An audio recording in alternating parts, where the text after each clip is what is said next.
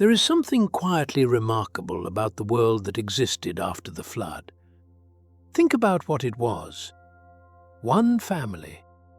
8 people who had stepped off a wooden boat onto ground that was still drying, into a world that had been completely emptied and completely refilled with silence. Noah and his wife, Shem, Ham, and Japheth and their wives.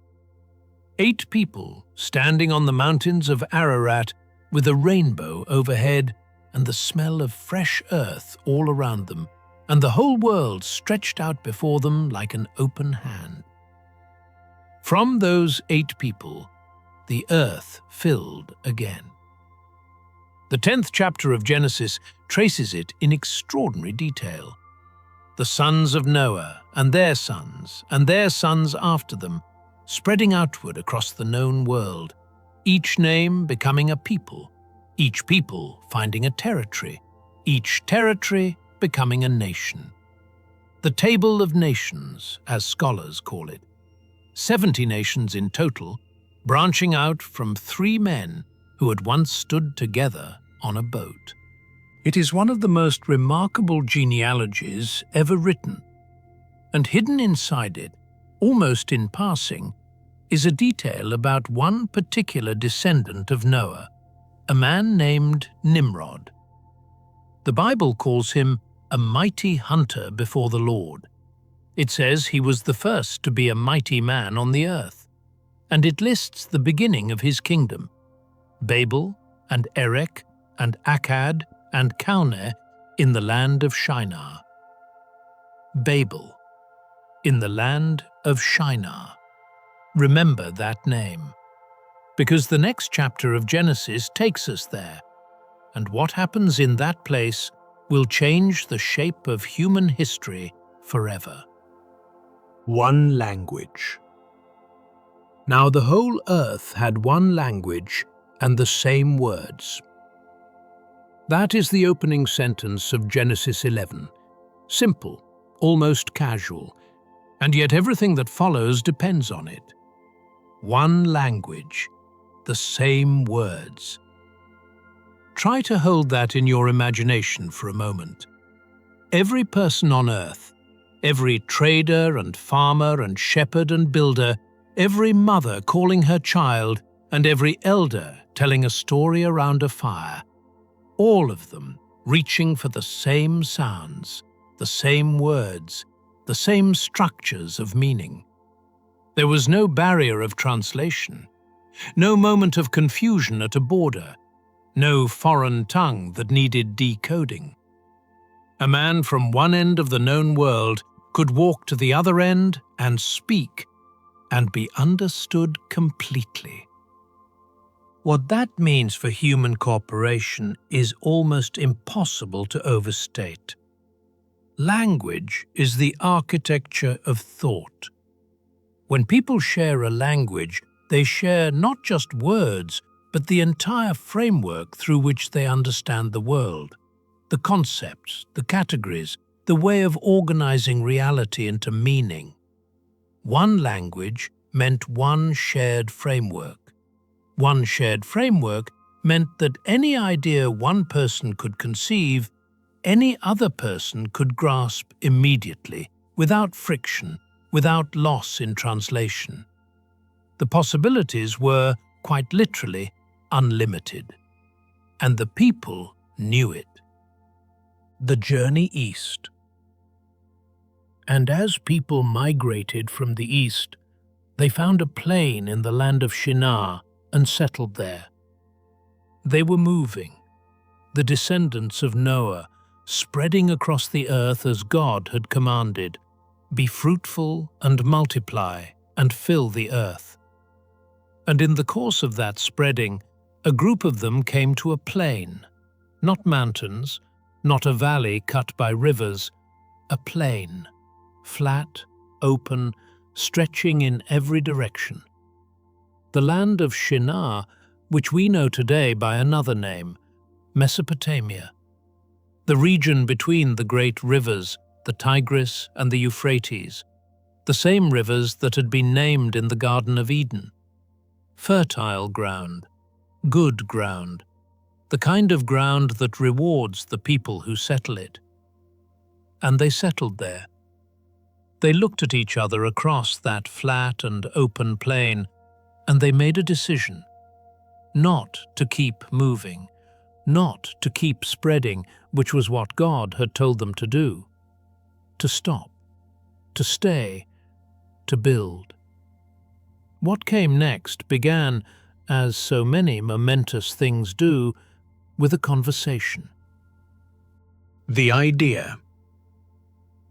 And they said to one another, "Come, let us make bricks and burn them thoroughly." And they had brick for stone and bitumen for mortar. Notice what the Bible records first. Not the grand vision, not the ambition, the technology. Bricks. Fired bricks, hardened in kilns until they were as strong as stone. And bitumen. The thick, black, waterproof substance that could bind those bricks together into structures that would last. In a region where natural stone was scarce, this was a significant innovation. You did not need mountains to quarry. You needed clay and fire and time. And those they had in abundance. The technology was ready. And then came the vision. Then they said, "Come, let us build ourselves a city and a tower with its top in the heavens, and let us make a name for ourselves, lest we be dispersed over the face of the whole earth." Two things. A city, a permanent settlement, a place that would anchor them to this plain and to each other. And a tower. Not just any tower, but one whose top reached the heavens. A structure so tall it would touch the sky itself. And a reason. Two reasons, actually, folded into one sentence. The first, let us make a name for ourselves. Fame, legacy, the kind of permanence that outlasts a human life. The kind that says, "We were here. We built this. Remember us." The second, lest we be dispersed over the face of the whole earth. This is the one that carries the most weight. God had told them to fill the earth, to spread out, and they were afraid of exactly that. The city and the tower were, at their core, a refusal. A way of staying together on their own terms, rather than going out on God's. One language, unlimited cooperation, remarkable technology, and a shared determination to build something that would make them unforgettable and keep them from going where they had been sent. The building. Imagine the plain of Shinar during those days of construction.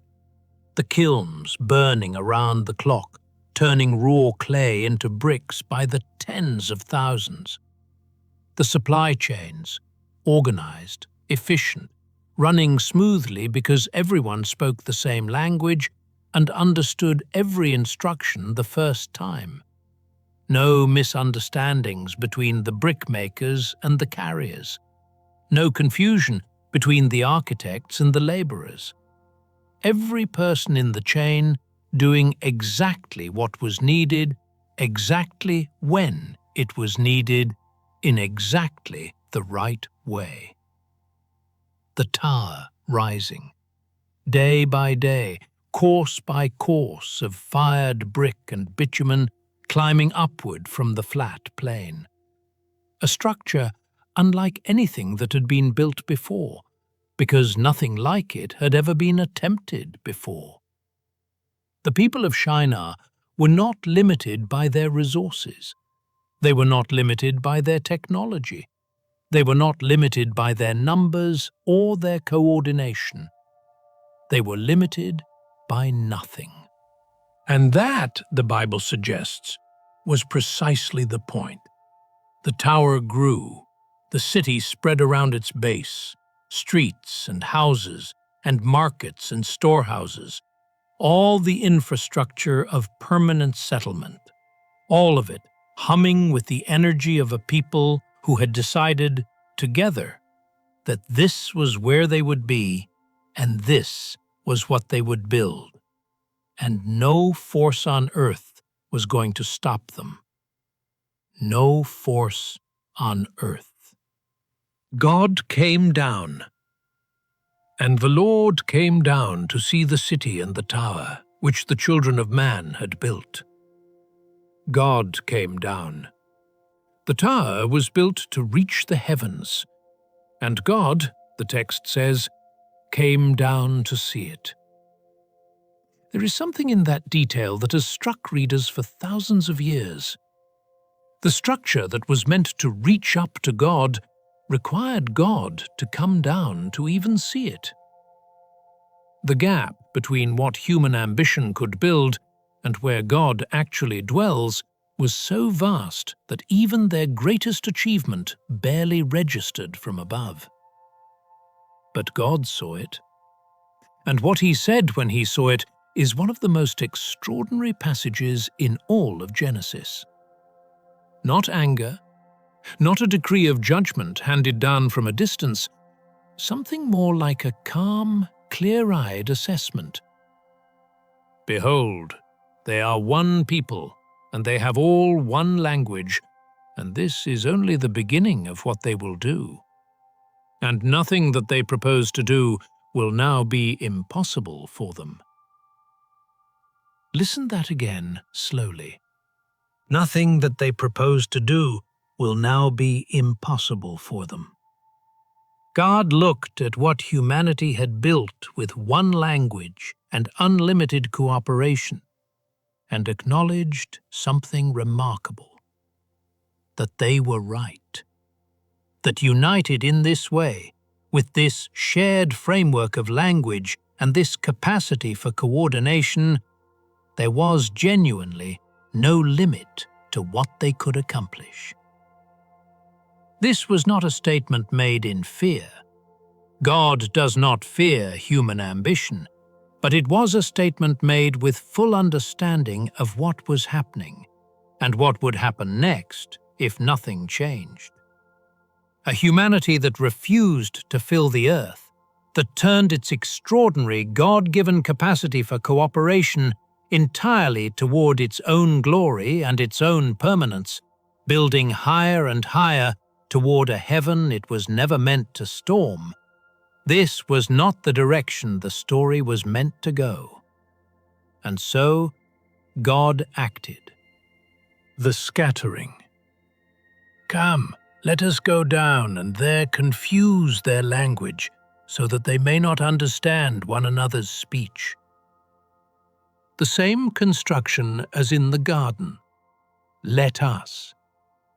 The same deliberate, weighty decision, not a reflex, not a punishment delivered in anger, a considered response to what was unfolding on the plain below. So the Lord dispersed them from there over the face of all the earth, and they left off building the city. The tower stopped. Not because the bricks ran out, not because the technology failed, not because the people lost the will to build, but because suddenly, in whatever moment it happened, the man passing bricks to the man above him said something, and the man above him looked down with an expression of complete incomprehension. The same sounds that had meant everything an hour ago meant nothing now. Picture what that moment must have felt like. Mid-sentence, mid-thought, mid-instruction, and the words land like noise, like sounds from an animal rather than a human being. The person you have been working beside for months, the person whose voice you know as well as your own family's, opens their mouth and produces something you have never heard before and cannot begin to decode. and they are looking at you with the same expression you are looking at them with: confusion. Then something more than confusion, something closer to fear. The unthinkable had happened. The one thing that had seemed permanent, the one thing no one had ever had reason to question, the foundation beneath every other foundation, was gone. The common tongue was gone. And without it, the cooperation dissolved. The supply chains broke down. The instructions could not be given and could not be received. The architects could not direct the laborers. The laborers could not coordinate with each other. The city that had been humming with unified purpose fell into a chaos of incomprehension. And the people did what people do when they cannot understand each other and cannot find common ground. They found the people who sounded like them. They grouped together by language, these new, sudden, inexplicable languages that had appeared from nowhere, and they moved away from the people who did not. The dispersion that they had built the city to prevent happened anyway. But now it happened faster and further, and with a fracture running through the human family that has never fully healed.